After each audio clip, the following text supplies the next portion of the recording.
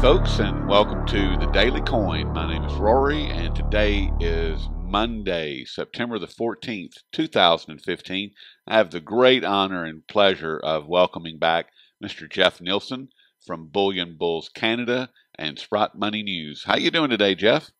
Doing great, and as usual, it's also my pleasure to be here. You have a top-notch show, and I'm always flattered when I get an invitation. Well, I'm glad you're here, and that's very kind of you to say that. I'm not sure why you would say it, but I appreciate it.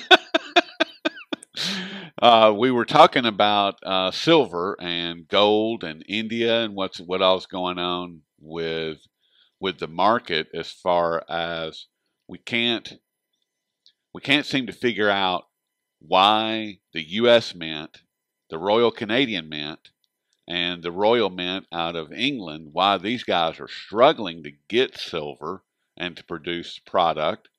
You know, the Silver Eagle's #1 selling coin in the silver coin in the world. The Royal Canadian Mint with their silver maple leaf is running a close second. The sovereigns that come out of the Royal Mint out of England, they're very popular as well. I mean, but they can't seem to get silver. However, India is able to import 1,400 tons of silver in a mere 4 weeks. And I'm not sure where it's coming from. Well, you know, certainly when I saw that data presented by Koos Janssen, it blew my mind as well, because there's just no way to explain it. And, excuse me, I don't think we can do any better than to go back to when I personally believe to be the last clear glimpse that we got of the silver market, which was back in 2005. And at that point in time, we'd seen inventories plummet by 90% over a mere 15 years, you know, virtually a direct straight line downward. And then, of course, it was at that point in time that the bankers introduced their quote-unquote bullion ETFs into these markets, and that became their principal vehicle for falsifying inventory levels, and we haven't had any clear glimpse of inventory levels since then. But back in 2005, COMEX inventories were down to 200 million ounces of silver, and you know, like I say, the curve was heading straight down. So there's simply no way for curves like that to reverse themselves, which of course is what the bankers claimed happened in the fraudulent charts that they published after that. So the question becomes, how have we managed to survive from 2005, when we were already down to near zero silver, to today, when in the most recent month we have India importing apparently a massive 1,400 tons of silver.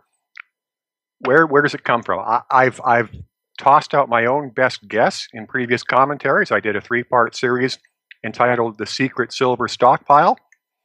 But you know, if you don't subscribe to some sort of a secret stash somewhere, then what is left for us in the way of explanations? Are we to believe that the bankers have managed to capture Rumpelstiltskin and hide him away in one of their vaults? I don't think he's there. I'm not sure. I mean, but that's as good a theory as any. I mean, because where's it coming from? I mean, and you know, we know that central banks no longer have silver in their vaults, and Dave Kranzler, you know, over at Investment Research Dynamics, he says that it's coming out of the SLV, and 1,400 tons. Does the SLV have 1,400 tons? I mean, I don't know. I mean, I know that it's a paper scam and sham. I do know that. Well, of course, none of us have a clear look at this market because of the lack of transparency, so we have to engage in speculation. My own personal view of the way the dynamics in this market work is that what we have is just a real simple Ponzi scheme fraud in the silver market, where we have JP Morgan essentially double counting all of its silver that it holds as quote-unquote custodian for SLV. And so it counts it on the one hand as being part of the SLV holdings of the unit holder chumps who actually are foolish enough to put their money into this fraud fund and you know, of course, give them the pretense that the silver is actually there. But in reality, all that silver sits in their own private account to be used for shorting, bleeding out into the market when necessary, or whatever other nefarious purposes they have. So in that model, in my view, what we basically have are the people buying units of SLV, funding the bankers' operations in the bullion market. And a but fine even job then, they're doing. But even then, of course, that's mostly just funding their Western operations. Uh, you know, where is the extra 1,400 tons of silver to ship over to India, and then of course, as you were mentioning about the mints and their own public acknowledgement that they're having problems keeping themselves stocked in bullion, and to me this lends credence to the secret stockpile theory, in that if you had such a secret stockpile, you would probably want to restrict the flow outward as much as possible. So, for the intermediate suppliers of the mints, they would perhaps notify those end users that, well, there's some bottleneck in the supply chain, and they're going to be slow getting silver to them. Meanwhile, when you have a market like India, where they're simply not going to listen to any excuses, you've simply got 1.2 billion people that are going to be buying metal, and if they don't find any metal, there's going to be an open and public default.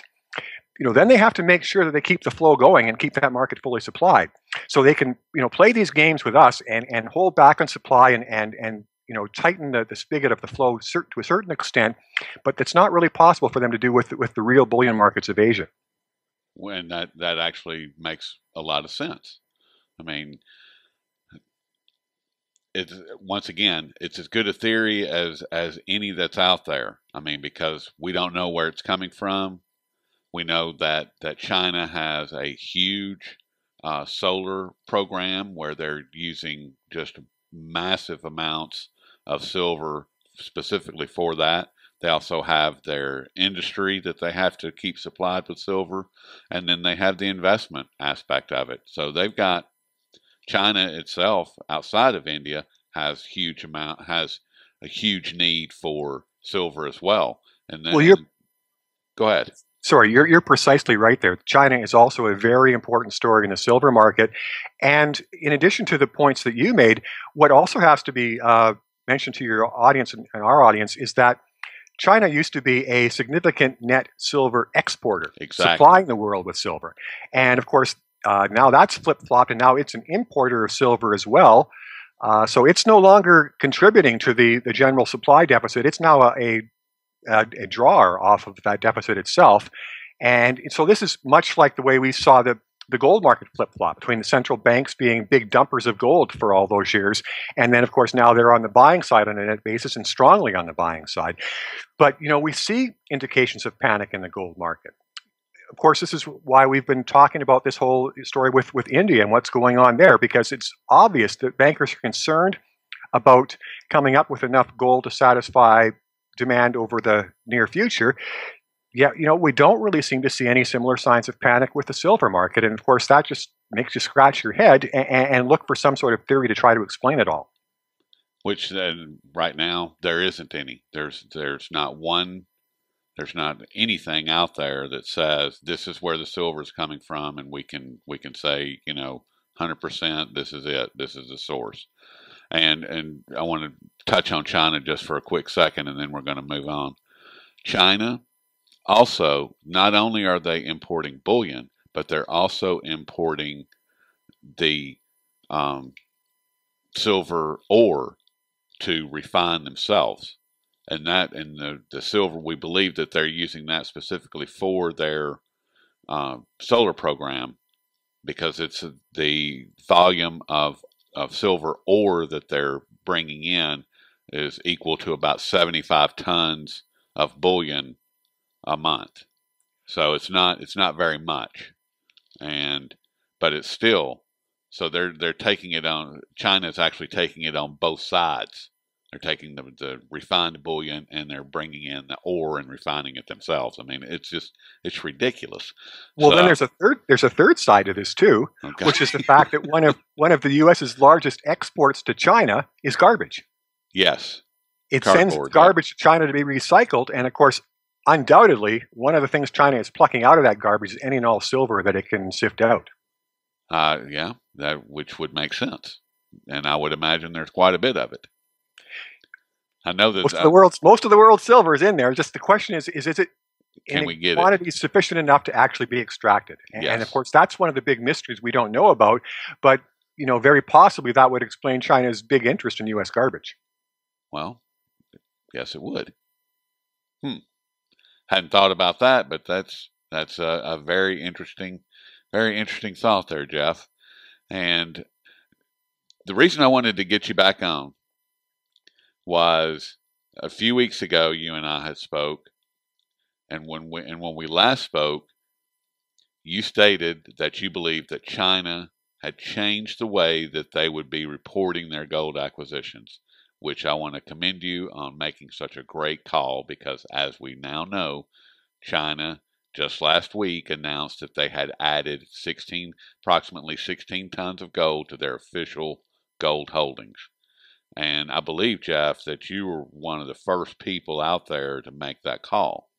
And you also stated that this was going to affect the gold market as a whole. And once again, last week, we learned that the LBMA may be completely out of gold. And where do we go from here? And what do you believe will be China's next move with gold?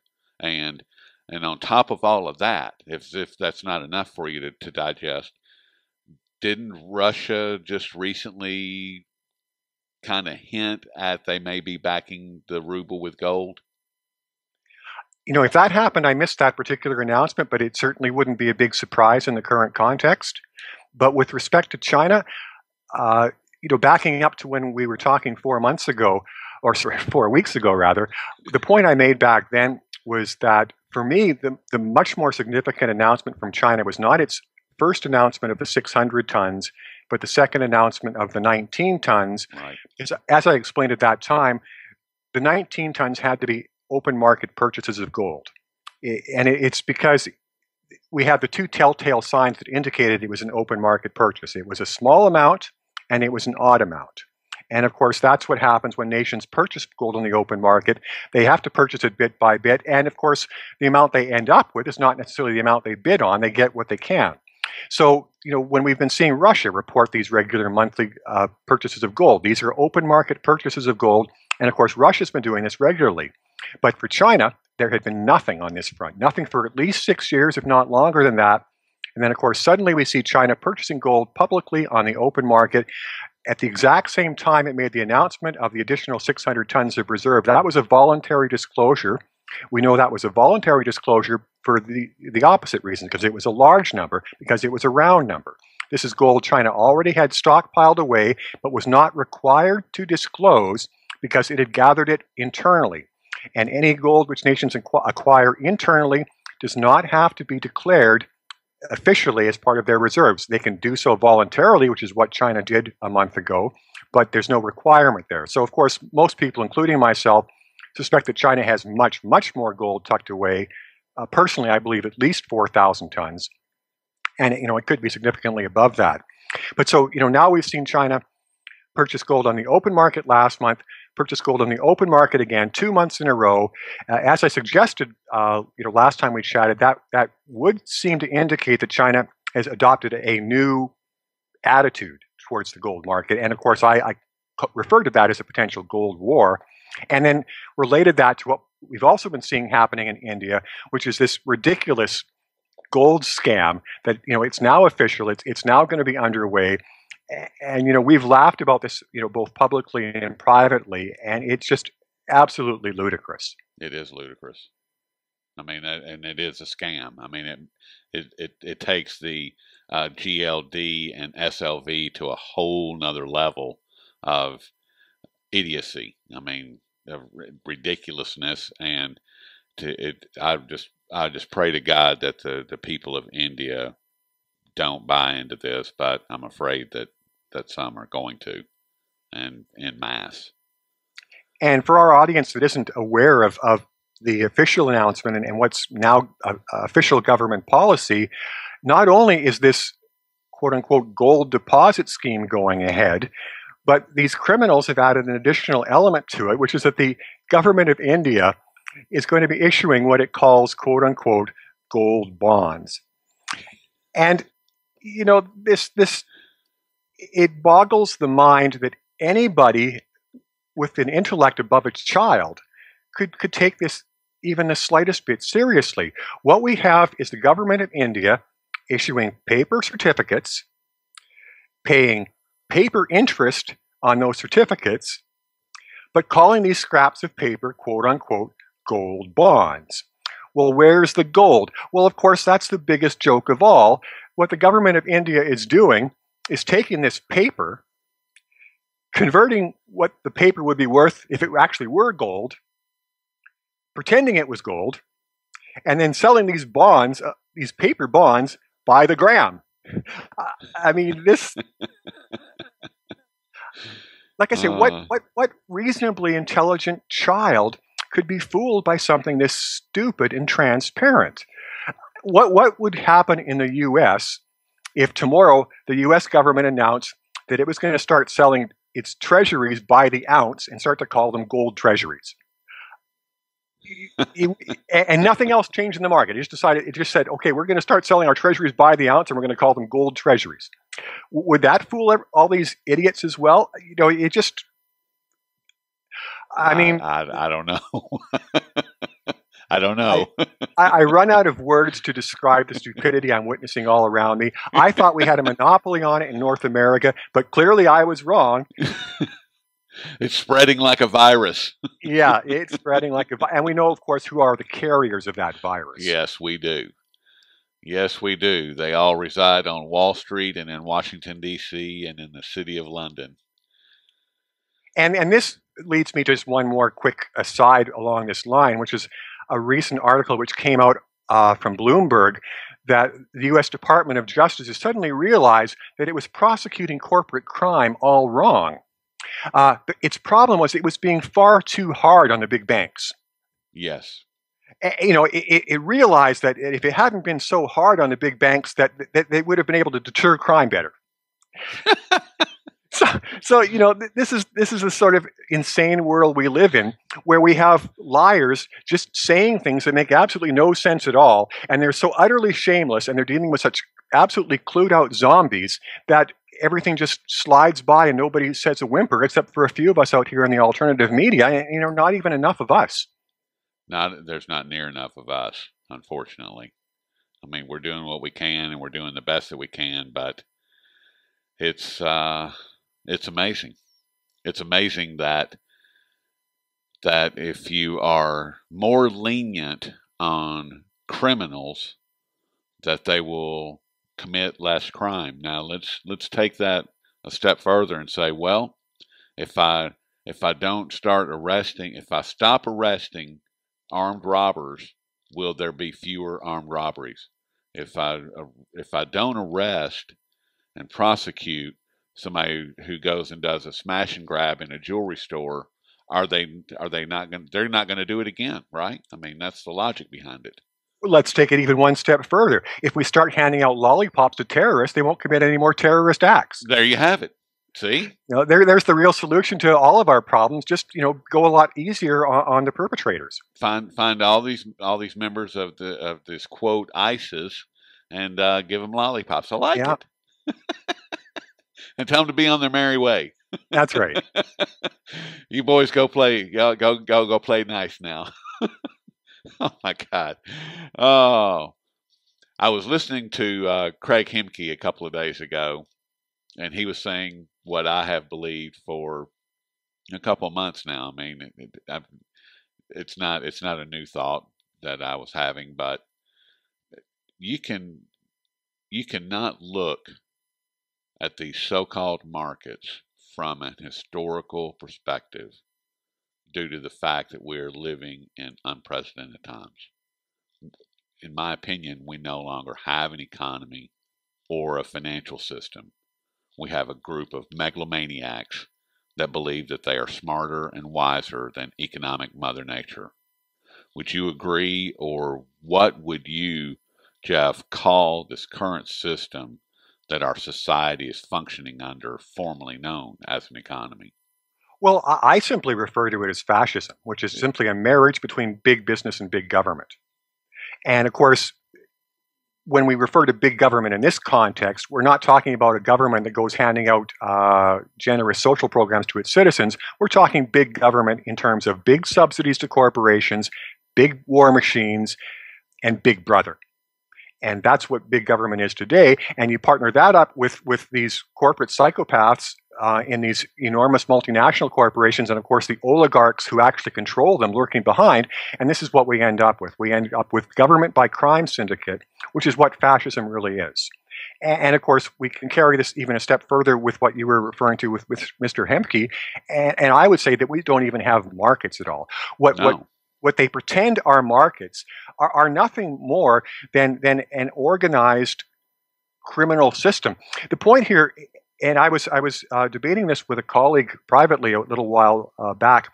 The point here is that all of the analysis of markets is based on a whole long list of assumptions, such as perfect information, free and open markets themselves, and of course, even the more basic assumption that the markets reflect human trading. Yes. And of course, this is the most violated assumption of all, because we have these market rigging computerized trading algorithms, which now comprise somewhere around 3/4 of all trading in our markets. So how exactly can these so-called technical analysis and other market analysis claim to be analyzing markets, quote unquote, when they're analyzing places where human beings are supposed to be trading, and we no longer have human beings trading? And the machines, they're just triggered by information that's fed to them. Well, this is the other side of the coin, and I think this is what a lot of people don't understand when I try to get across the market rigging potential of these trading algorithms. The thing that makes it so devastating is that these criminals have total control of the media and total control of our governments, which mean they control all of the input that goes into this, and all of the data that goes into these algorithms. So if you control the input, you control the output. And of course, if you control the input and control the output, and then have these market rigging algorithms literally responsible for 3/4 or more of all trading, then literally the algorithms run the markets, plain and simple. And of course, that means we don't have markets. We just have computer programs ripping people off according to a systemic method of robbery, which has been perfected by these criminals. So in essence, we don't have an economy, and we don't have a financial system. So I mean, and just organized crime, just organized crime. That's all that we have. And that is pervasive throughout the entire Western world, and I'm afraid that is infiltrating the Eastern world. I mean, well, I think there may be some markets still in the East somewhere, but probably not many. It certainly spread to India. There's absolutely no doubt that India's government must be a corrupt accomplice of this gold deposit scam, and of course these ridiculous gold bonds that they're going to be flogging on their own people. So we know the one bank has been successful in getting a corrupt and compliant government installed in India, and of course that's extremely disturbing. But of course the other side of the coin, I think a few months ago we might have even been talking on one of our chats about, still a bit of an open question as to whether Russia and China really represented a different side, or whether this was just another front of an even larger paradigm of fraud. And I think one of the things that's become more clear even over the last few months is that we really have to assume and conclude that Russia and China really do represent a different paradigm, a different power in the world, and something totally independent of these criminals. Because certainly with China's latest actions, there's no way at all that could be rationalized as part of some greater scheme that would somehow help these criminals. This is clearly against their interests. And of course, something we haven't even mentioned, which has been added into the mix, is China is dumping U.S. treasuries and using those proceeds to buy the gold. And of course, that would never, ever happen if China was a part of this cabal. This is part of the reason I escalated my own rhetoric all the way up to the level of quote unquote gold war, because when you see China dumping treasuries and buying gold with that, how else do we classify that other than an act of economic warfare against this Western crime syndicate? Well, I mean, I'm not sure if they bought gold with it or not because it was just a few days after we learned that they had dumped that $100 billion worth of treasuries that the new BRICS Development Bank became funded with 100 billion US dollars, or the equivalent of 100 billion US dollars. Well, for And myself, though, the day that I saw the announcement of their most recent open market purchases, I saw that over at Zero Hedge, and of course, it was accompanied by the fact that China had also dumped some more treasuries.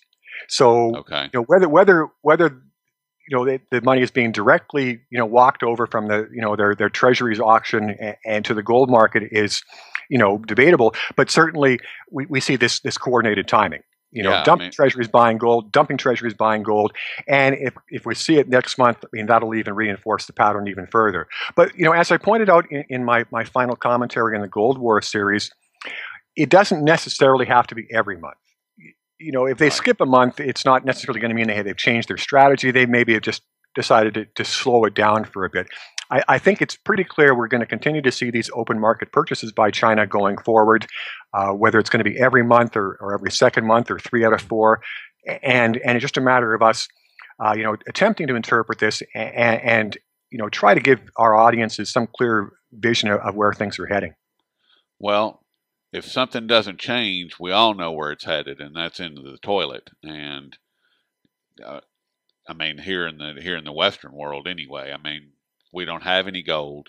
It's very obvious that we no longer have any gold, and it's just a matter of time. In my opinion, it's just a matter of time before China, Russia, or the two together announce that the renminbi and the ruble are both backed by gold. What percentage? Don't know. Could be 20%, could be 40%, could be 100%. I mean, don't know that, but I think that it's just a matter of time before that comes down the wire. I mean, Well, seriously. that's one area though where I've been quite explicit and specific in terms of where I see things, and I think I'm on fairly solid ground here. And my basic premise is that you won't see an official gold-backed currency, certainly not from any major power, until after the baton has been passed from the U.S. dollar to the renminbi as world reserve currency. And the reason for this is simple. It's simply because if the global marketplace as a whole was given a choice between holding U.S. worthless fiat dollars or gold-backed renminbi, we would see an economic stampede such as we've never seen before in the history of the world. So the only way that there can be an orderly transition from dollar as reserve currency to renminbi as reserve currency is if you go from paper dollar to paper renminbi, which can be an orderly transition. And then once that transition is at least largely complete, then China can think about backing it. For that, we just simply have to look at Switzerland. Look what happened when Switzerland depegged its currency to the fraudulent euro. It shot up so hard and so fast that the banking criminals had to launch a massive operation to take it down because, of course, the Swiss franc is one of the few currencies in the world that is somewhat backed by gold. Switzerland has a lot of gold. It's not officially backed, but there's the obvious connection. And of course, the fiscal fundamentals of Switzerland are much better. It's not a bankrupt nation. So this is the point. When we even look at a small economy and a small currency like the Swiss franc, the moment that it allowed any sort of free market transactions between its own currency and the fraudulent euro and fraudulent dollar, it just shot straight upward. So this is what we would see happen if we ever got into a transition from a paper dollar to a gold-backed renminbi. So this is one of the really difficult things for China as it tries to manage this transition, is to accept the baton without everything blowing up in the handoff. But they don't want it. They've not said officially we don't want a reserve currency, but they have said that they don't believe that a reserve currency is necessary, which is a way of saying we're not interested in being the next reserve currency. What they're doing though, and this is where and I don't mean any disrespect, but China is already doing exactly what you just described. they have more. They have about 25 or more direct currency swaps around the world with some of the largest economies on this planet, with Australia, with Japan, with England, with France, with several of the other countries. Combine that with the fact that they are steamrolling the Shanghai Cooperation Organization. So as far as them making an announcement or stepping up and saying we're going to be the reserve currency, I don't think that's going to happen. Sure. Well, let me address both of those thoughts there, because I certainly agree with what you're saying on both sides of that argument. First of all, yes, definitely the move towards renminbi as world currency is well underway. But I would still say that the fact that it's sort of a chicken and egg thing, but the fact that we have not seen any direct move towards gold backing is an indication that the transition is not far enough advanced. And perhaps what we really need to see is a genuine crack in the whole petrodollar system, because that is something we haven't really seen. We've seen Russia withdraw itself from it and no longer be a pawn of that whole conspiracy of global oppression. But there's not been any major crack in terms of all of the Middle East puppet states. There's been some indication that Saudi Arabia is starting to waver, but nothing, significant or official. And that may be the real move that has to be made in terms of the total quantity of dollar flows, so sort of the critical mass that's necessary before China would feel safe in being a little bit more aggressive with respect to the move towards gold backing.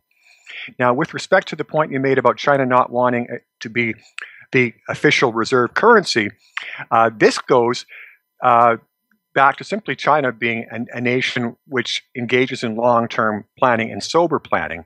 And what people have to realize with the whole concept of a reserve currency is that any nation that assumes that role to the level the United States did, where it was a true global currency, is setting itself up for an inevitable fall. And it's because in order to supply the global economy with enough currency to fuel all of this trade, we need a ridiculous oversupply of that currency. And then you get into these incredible currency imbalances, which is what we saw, of course, in the US for all these years, these massive trade deficits and massive balance of payment issues. And it's all because of this incredible difficulty of having one nation, one printing press, trying to supply the currency for the entire world. So China doesn't want to go down this road because it simply sets itself up for a collapse. Maybe it's 20 years down the road, maybe it's 50 years down the road, but China is a true long-term planner, and it's not going to set itself up for that fall no matter how distant it looms. So it doesn't want to be a full sole reserve currency, but clearly it wants to have the dominant currency so that it can become the big kid on the block in terms of the global economy.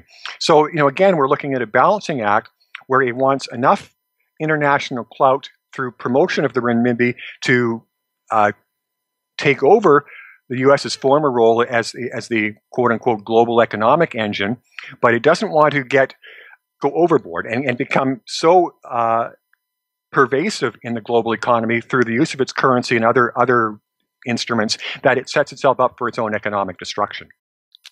I don't see that happening. I think that like you said, they're a little smarter than that as far as their long-term planning. I mean, they meet. I just don't see that happening. I mean, they were the global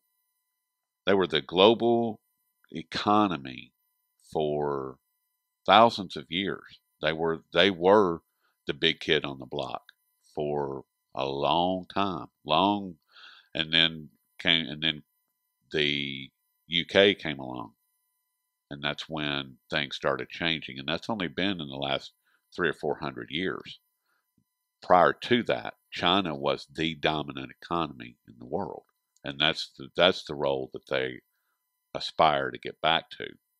And there's one more way of looking at this, which kind of rationalizes everything we've just been saying, and it's basically, if we ever get a legitimate global economy again, and of course that would imply a return to a legitimate gold standard, we don't need a reserve currency. Exactly.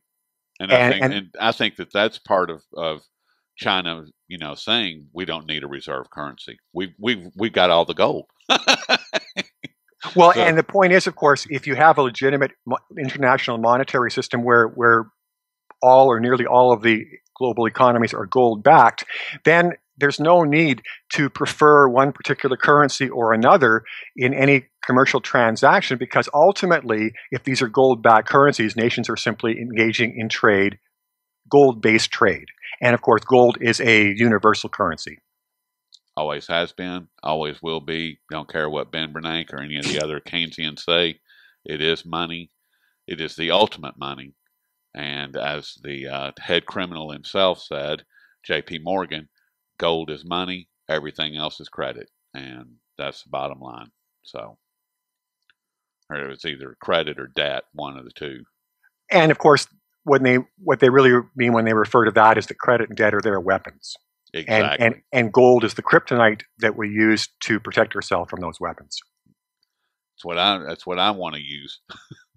That's why I Or keep some. silver. Or silver. Silver. They don't call them silver bullets for nothing. Exactly. Well, we've been speaking with Jeff Nielson over at bullionbullscanada.com. And you also write for Sprott Money News, don't you, Jeff? Yeah, I've been fortunate enough to be able to work with that fine company for about a year and a half now, and hopefully we'll continue on for many more years. I hope so too. It's a very fine organization to be associated with. And is there anything you would like to leave the audience with this afternoon?